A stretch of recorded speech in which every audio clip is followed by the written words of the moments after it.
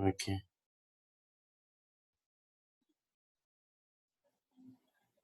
So today we are going to delve more into the strategic models.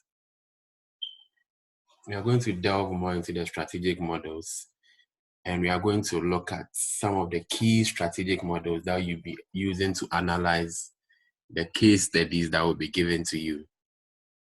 This is very, very, very important. Very, very, very important. And so let's begin. So today we'll be talking about competition. Do you have a question? We'll be talking about competition and markets. Then we'll be talking about strategic models, which is the main focus of the day. Then we'll be talking about internal analysis. There will be, if you have any questions, then you can ask me. So let's move on into competition and markets. So one of the key things in every market is competition. Companies do not exist on their own. So they have other businesses that are in the same line of work that they compete with. Now, this is important to understand because in developing your strategy, you must also look at other businesses, see what they are doing and how it affects your business, whether positively or negatively. So competition and the competitive landscape is very, very crucial when it comes to strategy formulation. So first of all, we need to know that every business exists in a market. Every single business exists in a market. So just like you have your regular Kaneshi market, Kaneshi market is a place where foodstuff are sold, and Auntie Ama, who is a 50-year-old woman who sells tomatoes, on a small table, has her own business in that market, and in that market, she would have other tomato sellers who are also competing with her. So a market is simply a place where buying and selling takes place. Buying and selling takes place in a market, and it takes place for a consideration. It takes place for a consideration. When I say consideration, it takes place for an exchange of hands, exchange of money. It's usually a fair arm's length transaction where a service is given, a product is sold, and then money is received for the product that is sold. This is very, very crucial. This is very, very crucial. So markets can be either localized or globalized.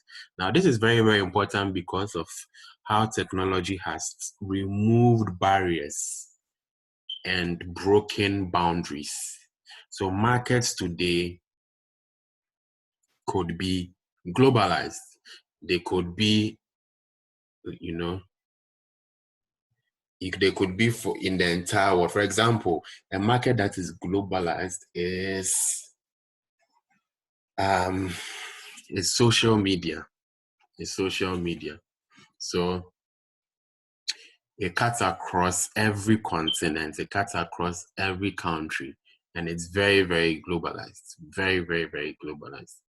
Now, this is very, very important.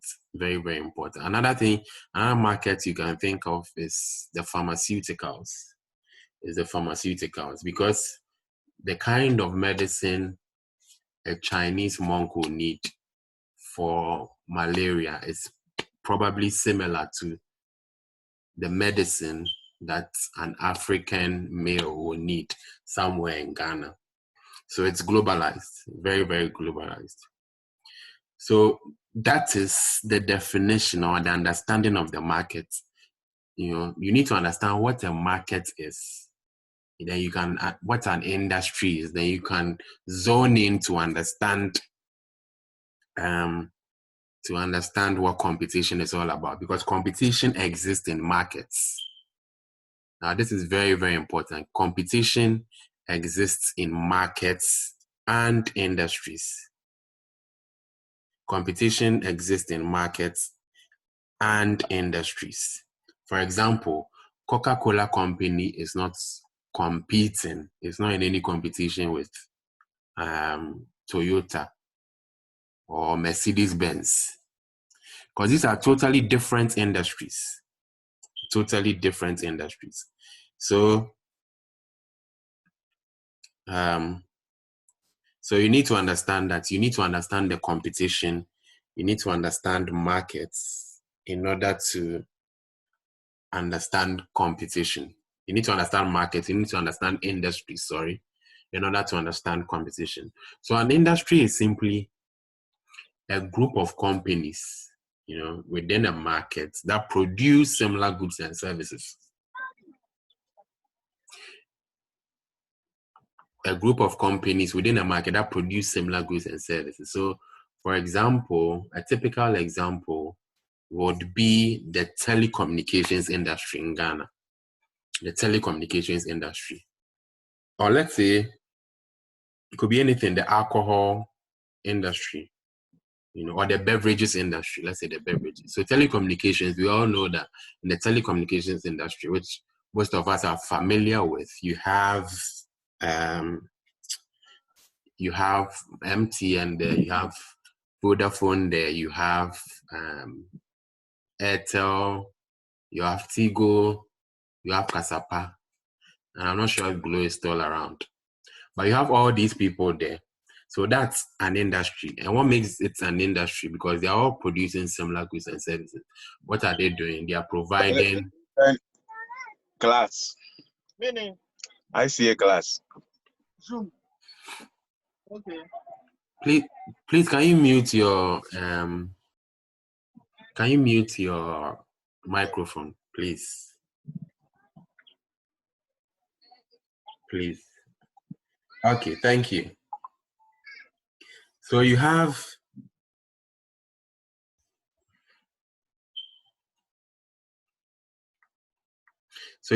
an industry, like I said, and I gave the example of telecommunications industry. Yeah, I gave the example of telecommunication industry. So you have these 5 companies in the telecommunication industry. They are all focused on providing similar services. And that's where competition comes in. That's where competition comes in. That's where competition comes in. Okay. And in industries too, you can have segments in industries.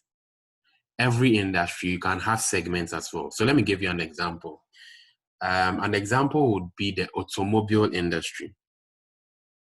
In the automobile industry, you can have several segments.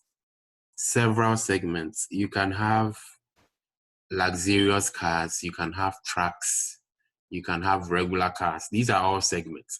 So even though they are all in the automobile industry, the Lamborghinis, Ferraris, those kind of luxurious cars are in one segment. Then your Toyota, Ford, Datsun, those are in another segment. Then you have your big trucks, your tipper trucks, also in another segment.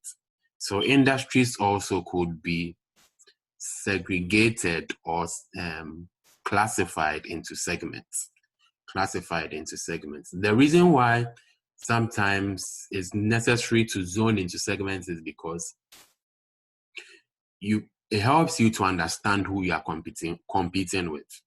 So, for example, Lamborghini or Ferrari might not necessarily be competing with Tico. Yeah. Even though they are all in the automobile industry, they are not competing because the people that buy a Ferrari are totally different. The people that buy Ferrari are looking for luxury, they are looking at price, they're looking at prestige. The people who are buying Tico are probably low-income people that just need something to move around. So industries have segments. That's my point. So in terms of types of industries, What are the types of industries? What are the types of industries? So you have several types of industries. Number one, you have the fragmented industries. Fragmented industries. You have the emerging industries. You have mature industries, and you have declining industries. So let me explain what fragmented industries are. Fragmented industries are basically these are small entities, very small entities, and they basically sell to a small group of the market. A small group of the market. You know, a typical example that comes to mind is cleaning services. You know, people generally do their own cleaning.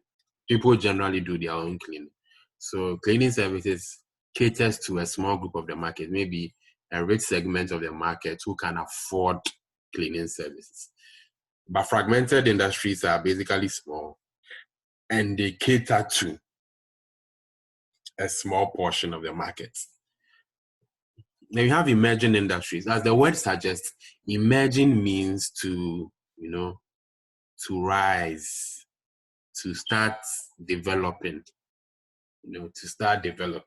So you have an area where it's beginning to become an emerging industry, especially with the work of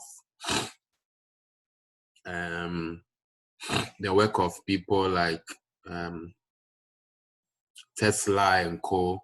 in the technological space. You know, space travel has become one of the big things these days, and people want to visit space, just like maybe you would want to visit Kumasi, or you want to visit Wa, or you want to visit Bogatanga. People want to visit space and go and see space. So that's an emerging industry. So it's starting to develop, and it's, as the years go by, 50 years in the future, 100 years in the future, it will become a significant industry. People will be booking tickets to go see Mars. People will be booking tickets to go see Jupiter, or the livable planets, basically. Number 3 is mature industries. So mature industries are industries that have reached, the saturated state of the product life cycle. We'll be talking about product life cycle a lot more, But basically, when we say an industry is mature, it has reached a saturation state where there are little or no opportunities, where profits are small, where growth has almost been exhausted. That's a mature industry. A mature industry, it has already a lot of competitors in the mature industry. And in a mature industry, it's not a stage of the life cycle, product life cycle, to make money, But we'll be talking in depth into the product life cycle. Then we have declining industries.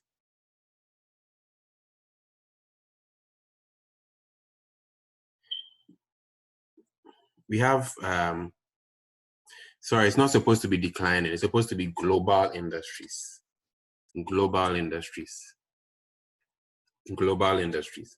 So we have global industries, and global industries are industries that operate globally. They are all over the world. Football, for one, is $1 billion industry. Especially when the World Cup is going on. You see that everyone is watching football. A lot of people in this world are watching football. So that's $1 billion. It's $1 billion industry, a huge, huge industry. So those are the types of industry. And I think as you begin to go through your daily life, you would see you would see examples of this. Then there's also the case of what we call convergence. Convergence. Convergence. Convergence. Convergence. So what's convergence? Convergence is where two or more industries come together. The industries come together. So you have one industry here and another industry here, and they come together because they probably have some shared goals or shared similarities. They probably have some shared goals or shared similarities. So I'll explain further as I talk about the kinds of convergence. So it's possible for one industry to come together with another industry. Let me give you an example. The telecommunications industry, right? The telecommunications industry came together with the entertainment industry. So what did they do? They began to do what we call caller tunes. So you can sit back at home and subscribe *777# star maybe Joe Metal and get his caller tune, or *77# star accordion and get his caller tune. So that's an example of the entertainment industry and the telecommunications industry coming together. That's convergence. Convergence. Convergence. This is seen in some other industries as well, you know, in a whole lot of industries. So it's very, very possible. But there are two kinds of convergence. You know, there's one that is demand-led. Is demand, when you say it's demand-led, it's demand-driven. It's initiated by demand. It's initiated by demand. Now, this is very, very key. It's initiated by demand. Initiated by demand. It comes from the pressure of customers. You know, customers who think two products are complementary. You know, two products are complementary. You know, in Ghana, I'm not sure how the whole caller tune thing happened, whether it was demand-led or supply-led.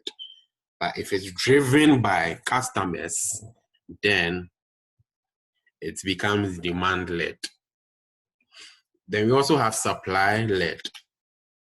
You know, supply-led, where it's more driven by supply. So organizations see a link between industries and they try to bridge the gap. So that's what I gave to you as an example. You know, I think it was MTN that started caller tunes. So they probably saw an advantage in talking to, you know, the entertainment industry or communicating with them, you know, to find possible synergies between the two industries. So that's when we began to have like a lot of these two industries doing things together, you know, and people began to like it. You know, you'd think, who will subscribe to a caller tune? But people just like their callers to hear maybe a tune before they pick their calls. Yeah. So that's a typical example. Does anyone have a question so far? Any questions?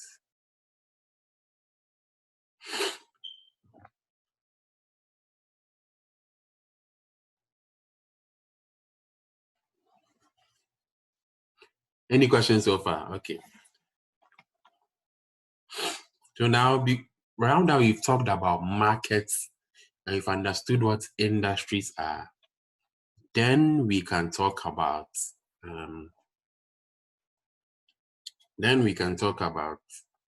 competition or analysis of competition.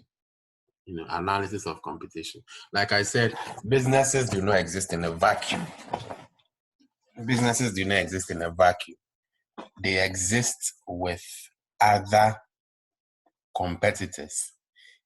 And you have to analyze competition. It's a core part of your strategic positioning analysis. Strategic positioning simply means how an organization is positioned in relation to other companies or in relation to other competitors. So it's a core part of your strategic positioning analysis to understand competition. Who are your competitors? What do they do differently from you? What kind of customers are they reaching? How long have they been in the market? What makes them successful? Why do they do what they do? All these things are part of your competition analysis. All these things are part of your competition analysis. And it's always important for companies to also, monitor their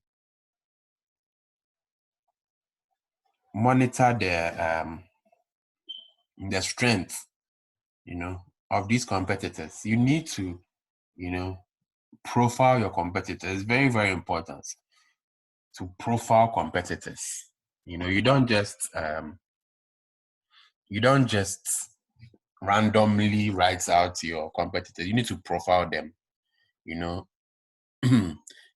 Are they successful? How strong are they in the market? What's their influence? What percentage of the market do they have? Now all these things, when you are doing it, you are analyzing or monitoring or evaluating the strength of competition in the market. You are evaluating the strength of competition in the market. So that's important. You always need to monitor. You monitor. And the advantage of competition analysis is that, it helps you to stay ahead of your game. It's only when you are constantly monitoring competitors that you can outperform them. So, and without monitoring them, you will not know what they are doing. You don't know what's next they have. When I was in Vodafone like this, we always try to find out, okay, so what are other people doing? What are other people doing? It is very, very important. And it also helps to avoid surprises. Sometimes a competitor can take a decision that can totally wipe away your business. Totally wipe away your business. So for example, Facebook is trying to have like an online conferencing tool like Zoom, like what we are having for Zoom right now. Facebook is trying to, I don't know if they've launched it or something, but they are trying to have something like that. Imagine the impact it will have on Zoom.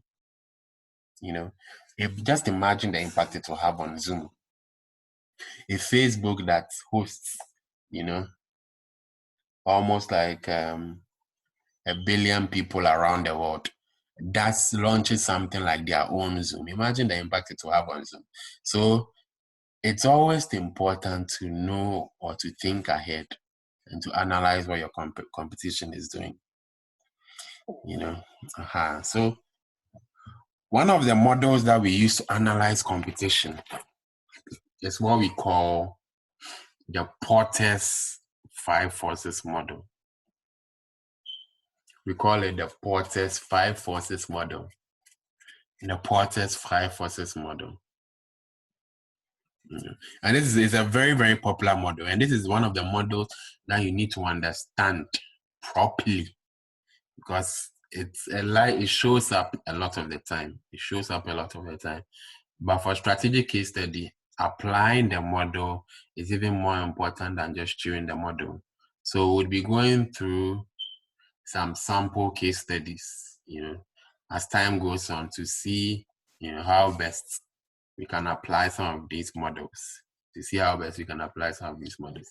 I'll just be picking random random questions and see how we can apply it, basically. Okay, so Porter's 5 forces model, it's used to analyze the strength of competition. It is used to analyze the strength of competition. When we say the strength, you can also say intensity of competition. What are the factors that influence the intensity of competition? And anytime, I'm sure you've heard Porter's 5 forces model, but Porter is simply a person's name. The person is called Michael Porter. And he said that there are 5 forces that drive competition, 5 fundamental forces that drive competition within a market or within an industry. And this model helps us to explain why some industries are more profitable than others based on the level of competition. Based on the level of competition, you can tell that, this is why this industry is more profitable. It's more profitable. It's more profitable. So it's not.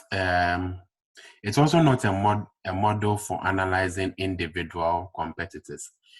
It does not analyze individual entities. It analyzes the entire market, the entire industry, and sees how competition affects it.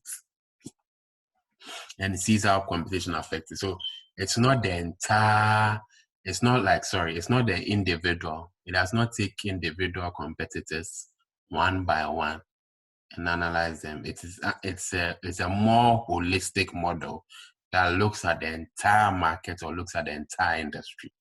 So that's the difference. It's a brilliant model, and like I said, as we go through the classes, I'll be bringing up questions, questions in the past. That's where you can apply the Porter's 5 forces model.